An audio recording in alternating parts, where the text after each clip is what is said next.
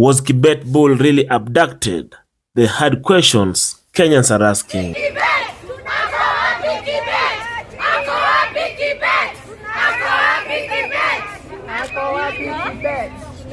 Today, we've got a really intriguing story to discuss. It's about Kibet bull, a name that has been making waves all over Kenya. Was he really abducted? Or is there more to this story than meets the eye? So, if you've been following the news recently, you may have heard about Kibet bull, the man who went missing for over 2 weeks and was allegedly abducted. It was a big deal, and Kenyans everywhere were praying for his safe return. But here is where things get strange. Kibet bull took to his X account and made a statement saying that he had been released and dropped in Luanda around 3 a.m. Now, the part that got people scratching their heads wasn't just the fact that he was released, it was what he did next. According to his tweet, after being released, he didn't go straight to a hotel. Instead, he decided to go to a disco matanga and dance until 6 a.m.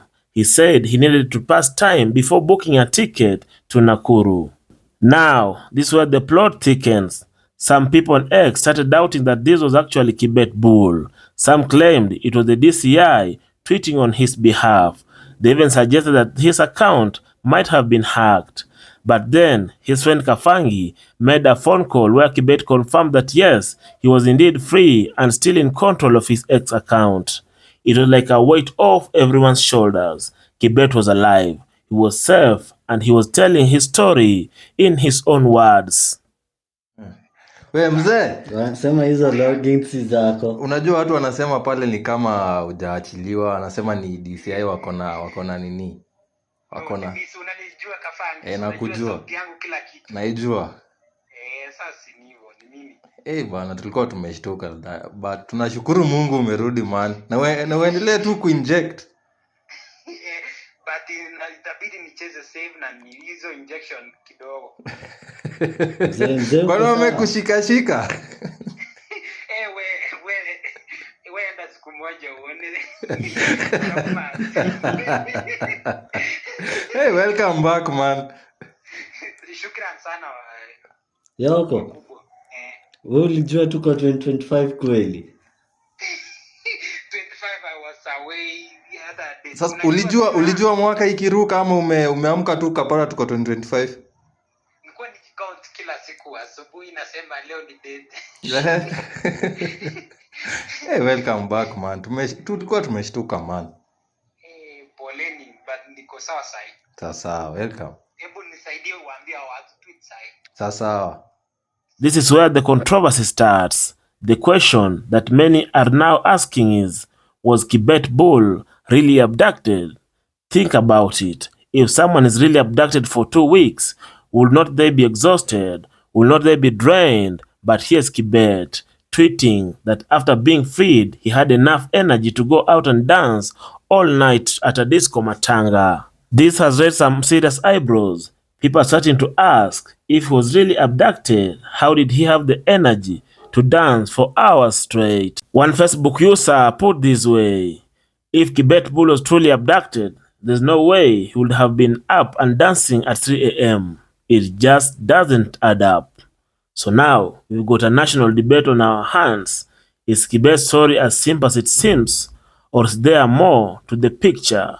Is it possible he wasn't really abducted, but instead, something else was going on behind the scenes? And it's not just the public on social media that are questioning this. Even Member of Parliament Mr. Koech has weighed in expressing doubt about the entire abduction story. Look at cases of where the allegations that have been made before, and no, we all live in this country.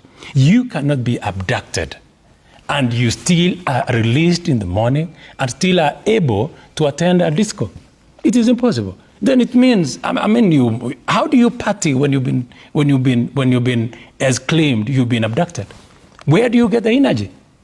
How do you look so clean shaven, still have money, still go and afford a beer, still dance with girls? To me, I'm not saying they were not abducted. I am saying there is something terribly wrong. There's something that does not connect. Let us break it down for a moment. When someone is abducted, the effects are usually physical and emotional.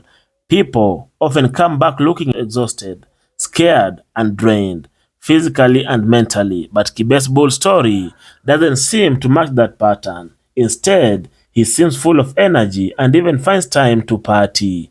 But could it be that Kibet wasn't physically hurt during his time away?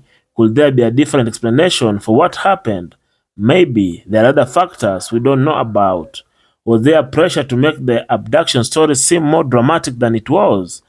Could he have been involved in something that's being kept under wraps? Some people are suggesting that Kibet's abduction might have been part of a larger scheme, one that involved him being used in some way by certain groups.